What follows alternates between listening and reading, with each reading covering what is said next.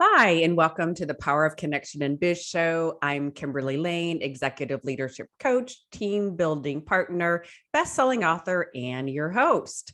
Our guest today is an author and founder of an executive coaching and people development practice, where he inspires leaders to know their strengths, see their paradigms, and embrace conflict. He was first a dean, executive director, and professor of organizational leadership in higher education for 30 years prior to establishing his business, CMG Group, in 2017. As an author of Power of 168, Shaping Moments, he regularly teaches and speaks on a variety of topics such as discover your strengths, building a strengths-based organization, personal leadership, leadership paradigms, leading change, coaching, mentoring, and conflict resolution. Highlighting his education and certification, our guest is Gallup Certified Strengths Coach who holds a master's degree in speech communication and a doctor of education degree in leadership. He is certified in fundraising management by the Indiana University Lilly Family School of Philanthropy and was a postdoctoral student at the Ohio State University Fisher College of Business. Please welcome our accomplished guest, Dr. Jeff Williamson. It's great to have you here on the show on the Power Thank of you so Connection. much. Thank Great. you. When I first saw the title of your show, Power of Connection, I'm like, I've got to talk to her because that's so important to me.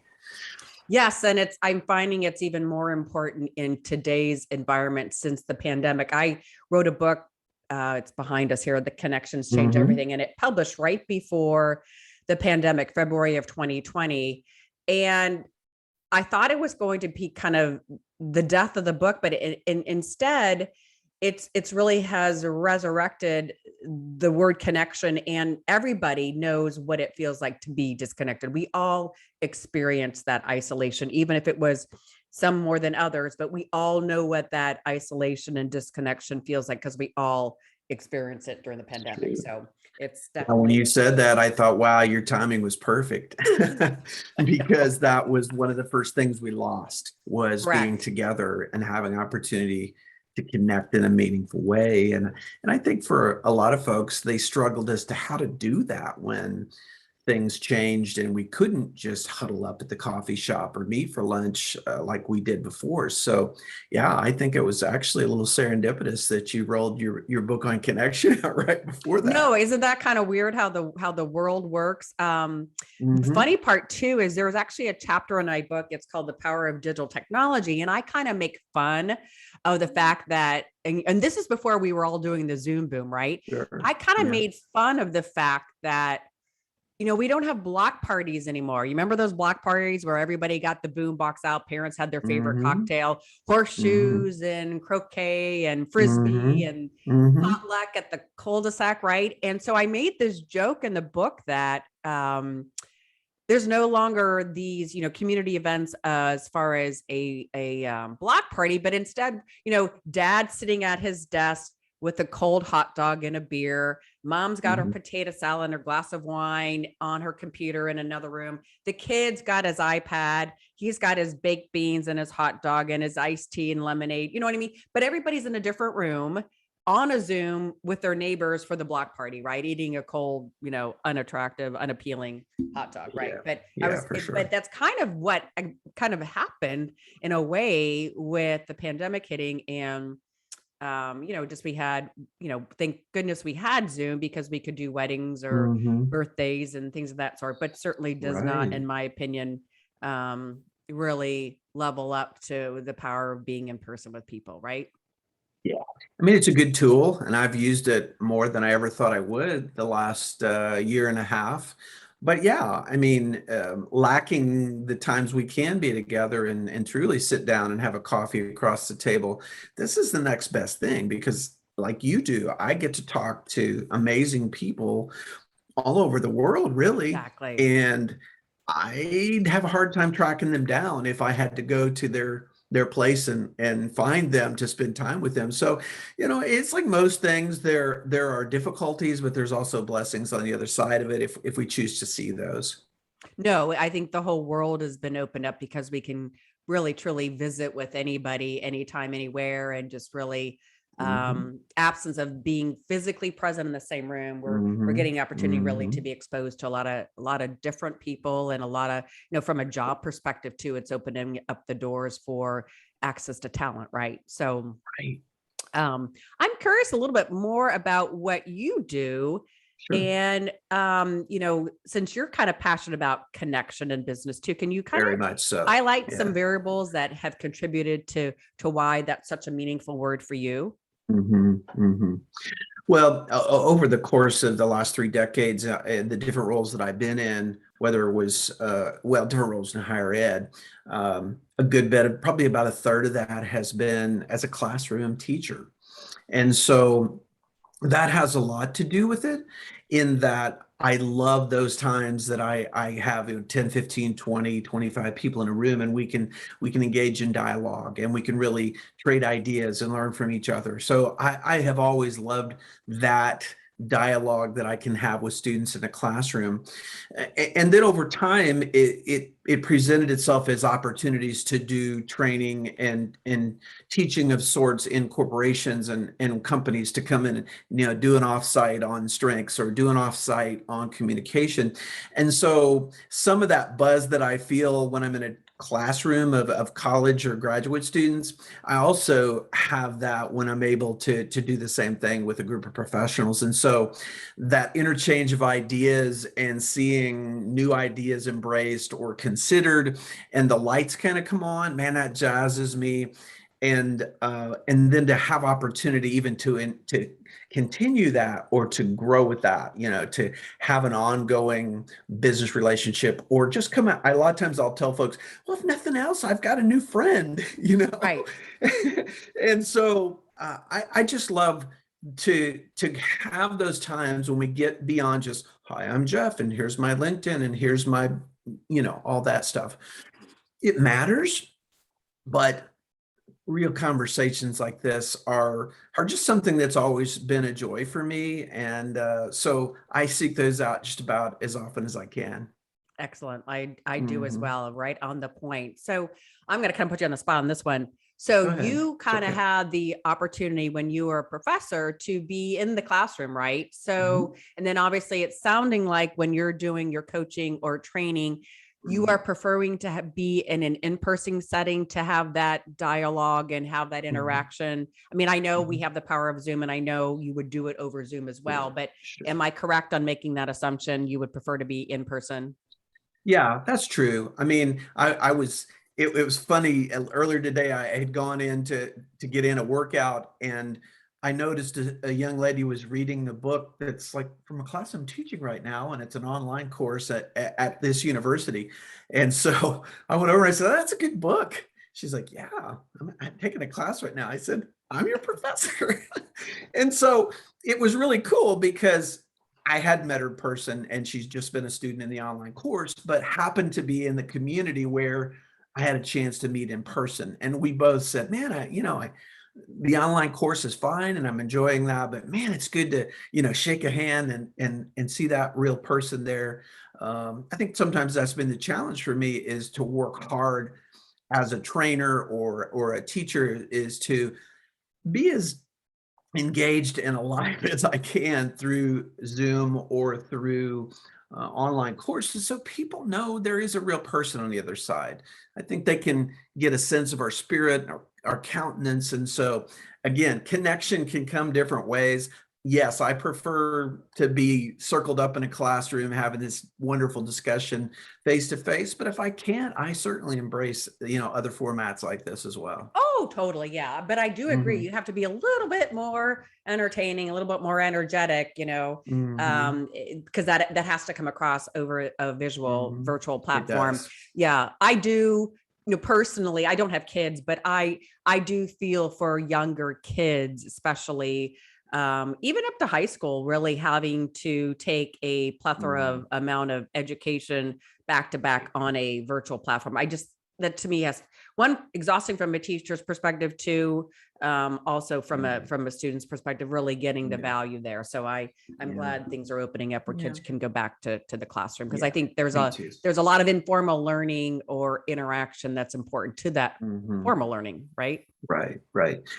And too, and you know this from your speaking and teaching and training and all those kinds of things, but it's like there's a nuance sometimes that when we are literally together, whether we're having lunch or coffee or we're just in a classroom, that I don't know, there's just an added factor to where we can communicate, maybe non-verbally, just kind of like, hey, I care about you. And even if we don't say those words initially, I think people just have a good sense of our, bless you, good sense of our spirit, and kind of go, I think this is an authentic person that really cares about people.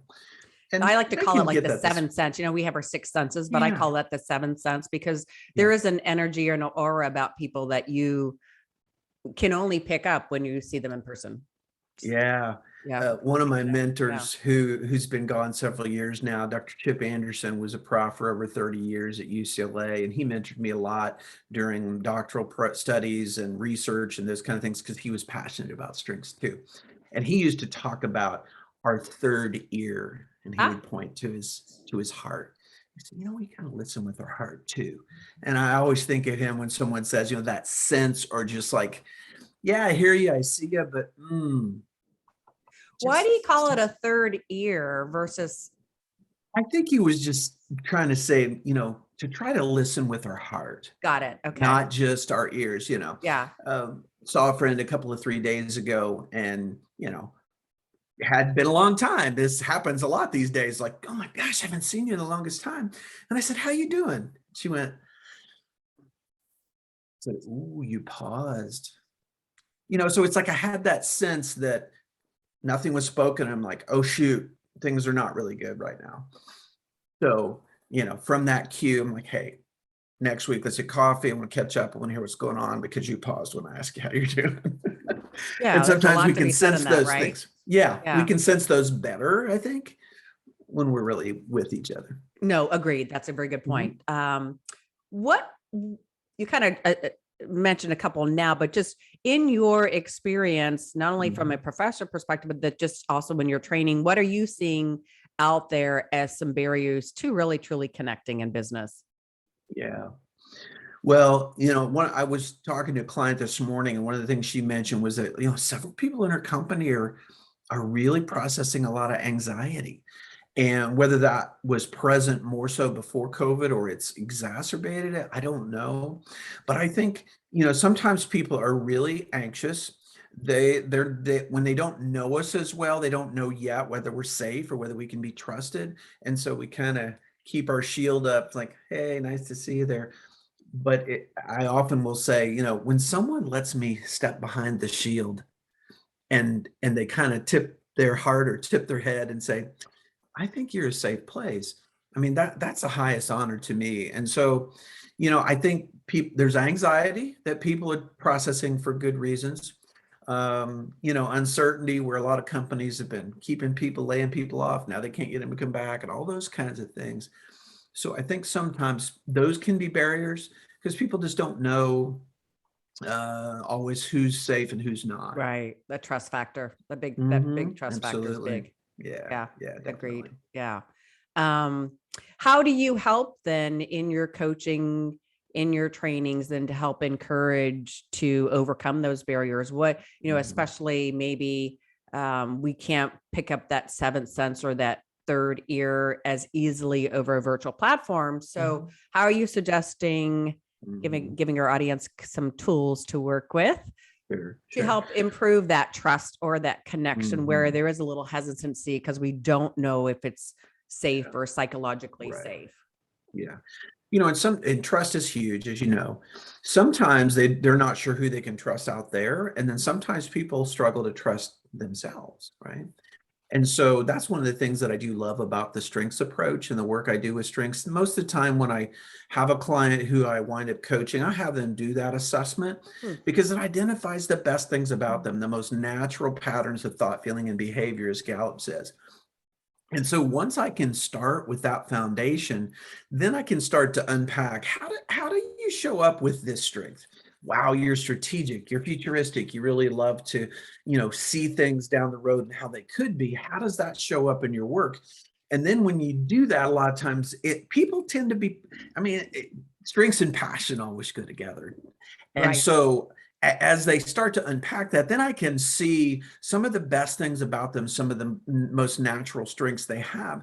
And then sometimes I've mentioned I'm either holding up a mirror for people to say, look what I see, look at this, or I'm shining a light on something they may not have noticed to say, wow, talk to your peers with your permission, and they love this about you. They love this aspect.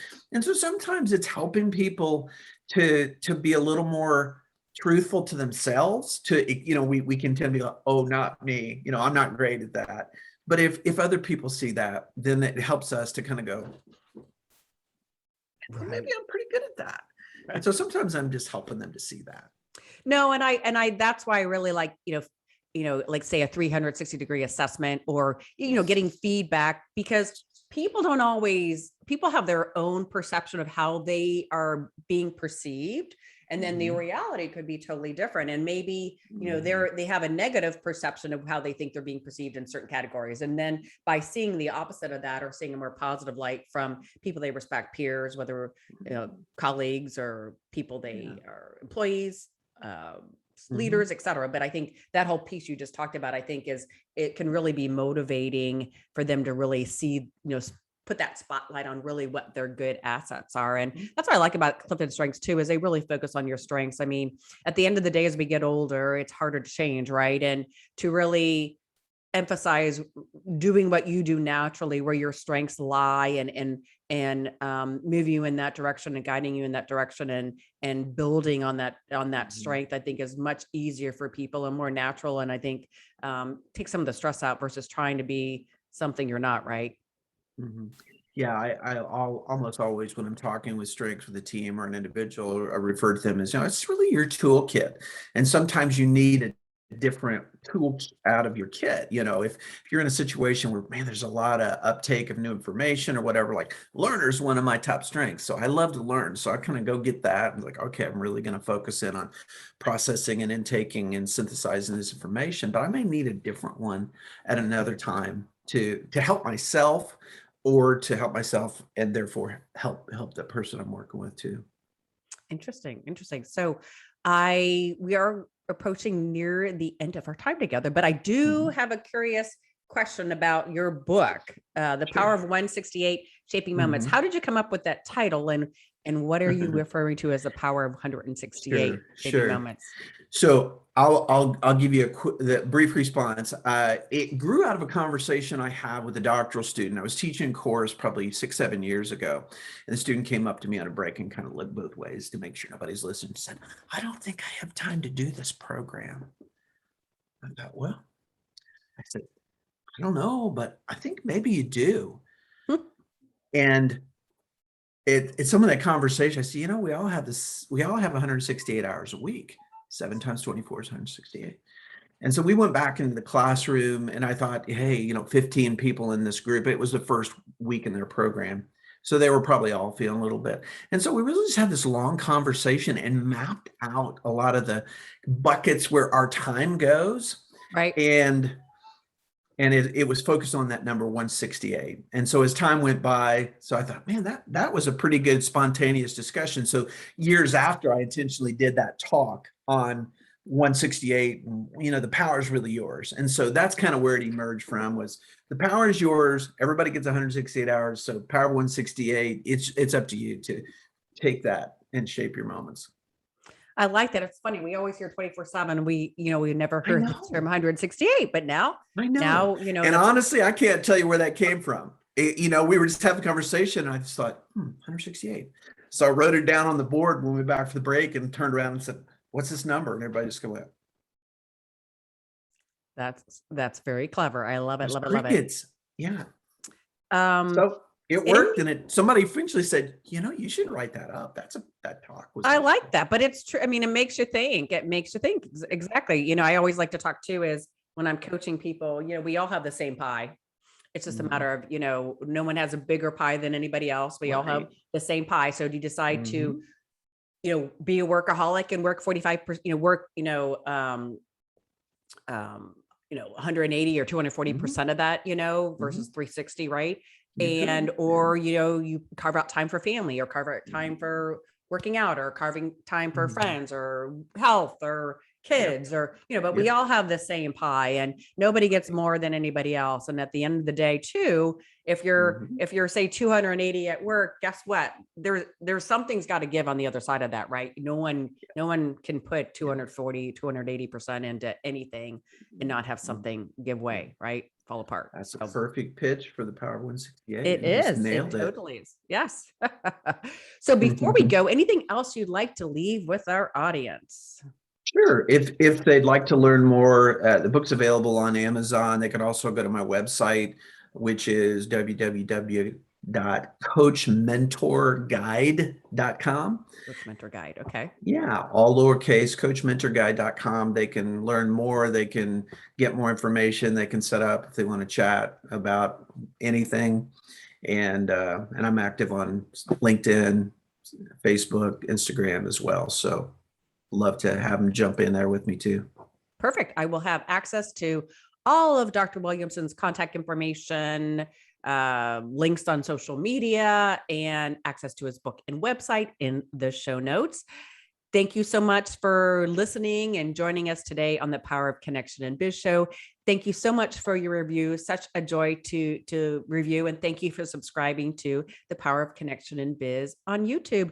And a special, special thank you to Dr. Jeff Williamson for your time today and Thank you. for also believing in the power of connection and business. So thanks for Absolutely. being on today. Again, all of the information where you can contact Dr. Williamson is in the show notes. And remember, connections change everything.